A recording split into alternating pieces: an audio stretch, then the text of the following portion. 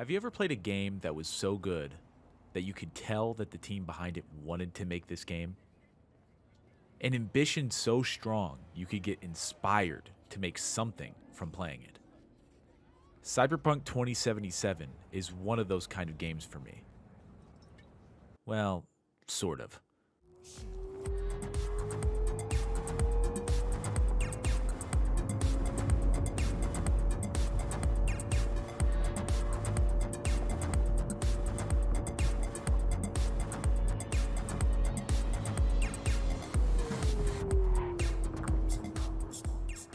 I'm sure most of you are aware of the terrible launch this game has had. It's a launch so bad that it has hurt the developer, CD Projekt Red, and has hurt the gaming industry as a whole. With such a statement, I still feel mixed about this game. In one hand, this game has disappointed me, and in another hand, I walked away impressed. How the hell did that happen?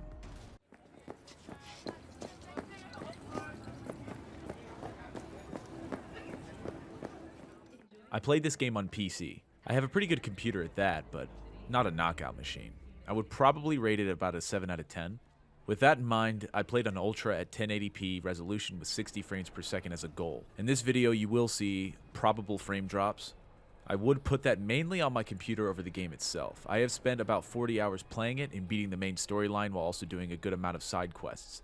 I did not 100% the game, and I do not plan on doing that. To let you know, in this video here, there are going to be no spoilers, and I just wanted to give my little opinion on a game that will probably be forever remembered as a failure.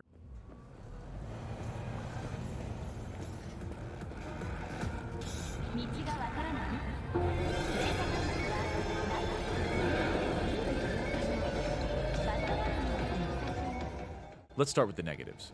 This game is a technical mess. I played this game after the first major patch, so I am aware that it was in a worse state before I played it. There will be no compilation of glitches or anything like that. I would honestly just suggest Krobcat's video for the best showcase of all the glitches and other issues that the game had at launch. What I experienced, though, was disappointing.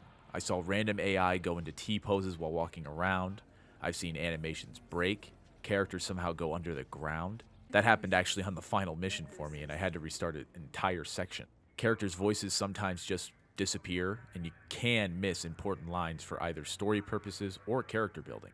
Of course, there were even times when my character would just T-pose naked outside of his car. It would only really appear for, I think at most, about 7 seconds, but even 1 second of that can really ruin an experience. Imagine being immersed to then get a face full of your character's ass and dick while driving a car. One embarrassing glitch is right outside of your apartment. There's actually a corner that the AI must turn while driving their car, and every single car crashed into that bend. The entire game is so loosely tied together technically that it feels that at any moment it could just completely come apart. Like the seam of a pair of old jeans. I can really only say that this is all just plainly embarrassing. Hell, with the video of me just walking around Night City, I guarantee I've captured some glitches. Probably somebody T-posing or some car driving into something stupid. With all of that negativity said, though, remember, I did say I was also impressed with Cyberpunk 2077.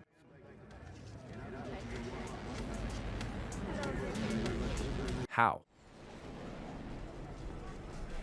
Their bodies, they never age! Cold and dead! Their corporation exists only as cover!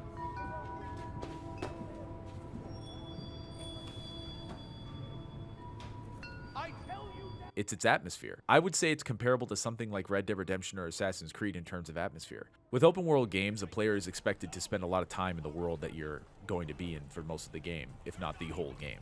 With that world, it has to be believable, and in my opinion, Cyberpunk hits that believability when the glitches aren't there. The artists and sound designers did their job so well, I can only hope that they get the recognition they deserve. Night City is dense, as anything Cyberpunk needs to be. Simply said, Cyberpunk as a genre is, to me, all about excess. It's a corporate excess, but excess nonetheless. There's detail in everything, to the street vendors all the way up to the corporate building.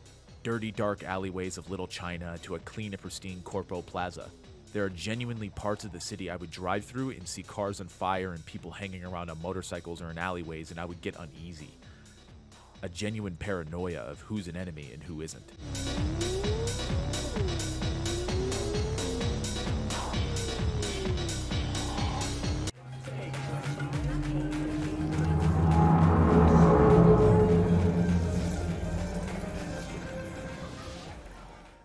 I got so into the world that I would stop and look at televisions and actually watch them.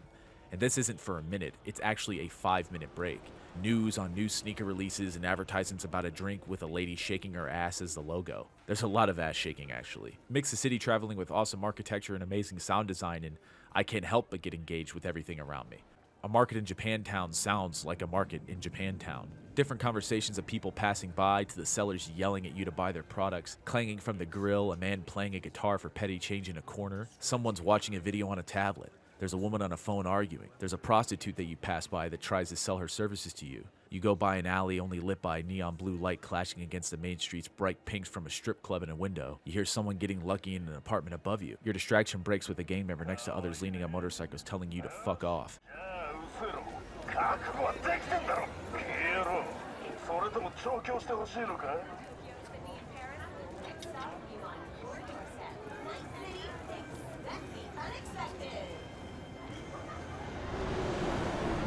Yes, the glitches are inexcusable and immersion breaking every time they came up.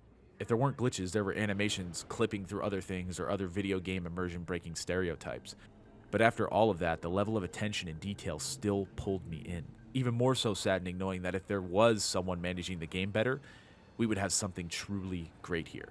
It seems obvious to me that the management is to blame mainly for the failures this game hands out. The management would overpromise and overwork their staff. A sort of Peter Monalou type of scandal. I can only hope that the ones to blame in management step down from their position. Even after all of the missteps this game makes, I still suggest people to play this game. Not at full price, but at least at a $30 price tag, or lower.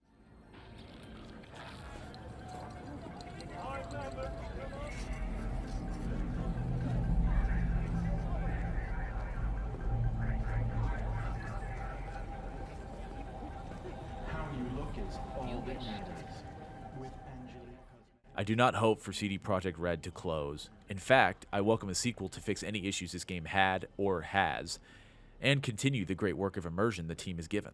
What I fear is it may be too late for a sequel.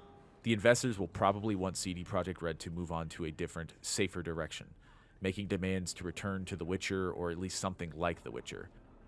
As with everything, only time will tell. Thank you for watching. Have a great day.